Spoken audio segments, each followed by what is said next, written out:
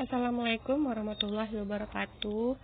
Baiklah, kami dari kelompok 10 akan mempresentasikan hasil diskusi kami yang berjudul Perilaku Keputusan dalam Organisasi, yang beranggotakan Widari, Desi Selvinasari, dan Hamidah Rizalmi.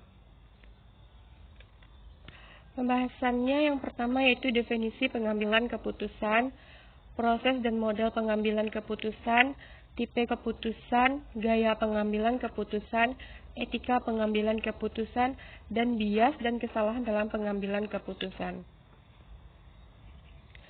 Definisi pengambilan keputusan menurut Sermahan dan kawan-kawan 2012, pengambilan keputusan adalah proses memilih tindakan dalam menghadapi suatu masalah atau peluang.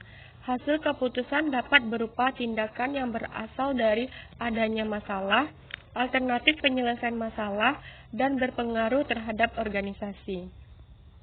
Kualitas keputusan tergantung pada pengetahuan, pengalaman, persepsi, dan situasi pengambilan keputusan yang didukung dengan adanya informasi yang lengkap dan komunikasi yang berkualitas. Selanjutnya, proses dan model pengambilan keputusan. Yang pertama, mendefinisikan masalah. Model ini dimulai dengan menentukan masalahnya. Suatu masalah terjadi jika terdapat ketidaksesuaian antara keadaan yang ada dan keadaan yang diinginkan. Yang kedua, mengidentifikasi kriteria keputusan. Pada tahap ini, pengambil keputus menentukan apa yang relevan dalam pengambilan keputusan. Langkah ini membawa kepentingan, nilai, dan preferensi personal pengambilan keputusan ke dalam proses. Yang ketiga, menimbang kriteria.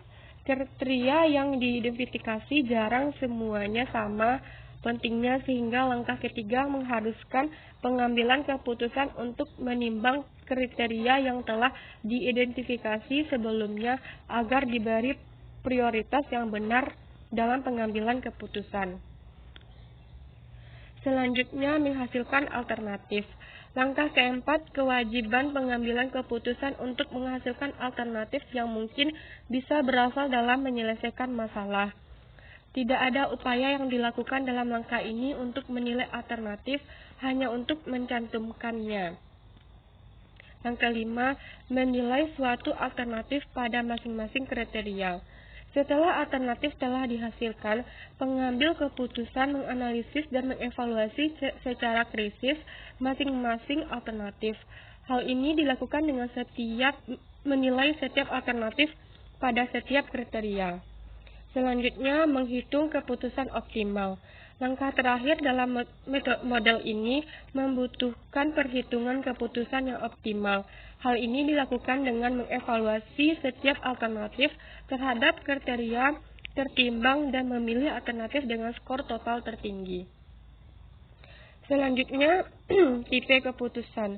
Menurut Roberts dan Jodger, terdapat dua jenis keputusan, yaitu keputusan terprogram dan keputusan tidak terprogram. Yang pertama, keputusan terprogram dibuat sebagai respons standar terhadap situasi peluang dan masalah rutin.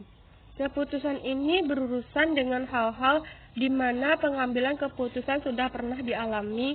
Pada dasarnya, keputusan ini menerapkan alternatif yang diketahui tepat untuk situasi yang sering terjadi. Yang kedua, keputusan tidak terprogram, disusun atau disesuaikan secara khusus agar semua dengan situasi yang unik. Keputusan ini menangani masalah baru atau tak terduga yang membutuhkan tanggapan khusus. Meskipun pengalaman masa lalu dapat membantu mengatasi ancaman persaingan, namun keputusan yang cepat memerlukan suatu solusi kreatif berdasarkan karakteristik unik dari situasi pasar saat ini. Selanjutnya, gaya pengambilan keputusan. Yang pertama, gaya mengarahkan. Tipe gaya ini memiliki toleransi rendah terhadap ambiguitas, bersikap rasional dalam cara berpikir, efisiensi, dan logis. Yang kedua, gaya analitis. Pembuat keputusan dengan gaya ini memiliki jauh lebih banyak toleransi terhadap ambiguitas daripada tipe gaya mengarahkan. Yang ketiga, gaya konseptual. Pengambilan keputusan ini dengan gaya konseptual cenderung lebih luas pandangan mereka dan memiliki banyak alternatif. Yang keempat, gaya perilaku. Pengambilan keputusan dengan tipe gaya ini sangat baik dan bekerja sama dengan orang lain karena mereka menaruh perhatian pada prestasi pada anak buah dan sangat suka menerima saran dari orang lain. Selanjutnya, etika pengambilan keputusan.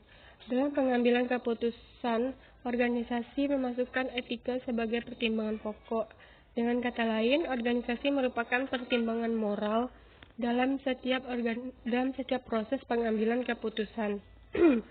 Hal ini sehubungan dengan bahwa setiap keputusan harus mengacu kepada kepentingan orang banyak, sehingga setiap keputusan ataupun tindakan yang diambil harus memiliki konsekuensi bagi orang lain.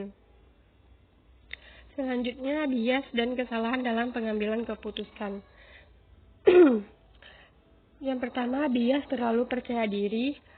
Itu termasuk kecenderungan terlalu percaya diri dalam menilai keputusan pribadi.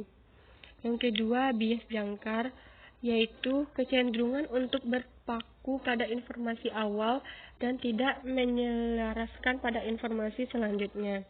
Yang ketiga, bias konfirmasi, yaitu kecenderungan untuk selektif terhadap informasi yang menguatkan pendapat lampau dan memangkas informasi yang menentang.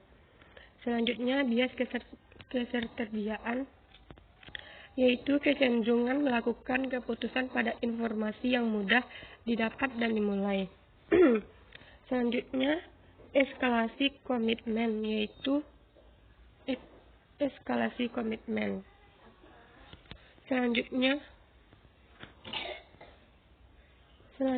kesalahan acak, yaitu kecenderungan untuk percaya bahwa seseorang dapat memprediksi hasil dari peristiwa-peristiwa yang tidak disengaja. Selanjutnya, aversi risiko, yaitu kecenderungan untuk lebih memilih hasil yang pasti daripada hasil yang berisiko.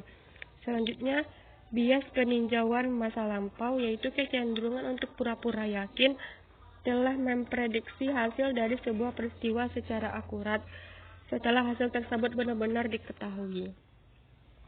Sekian, terima kasih. Wassalamualaikum warahmatullahi wabarakatuh.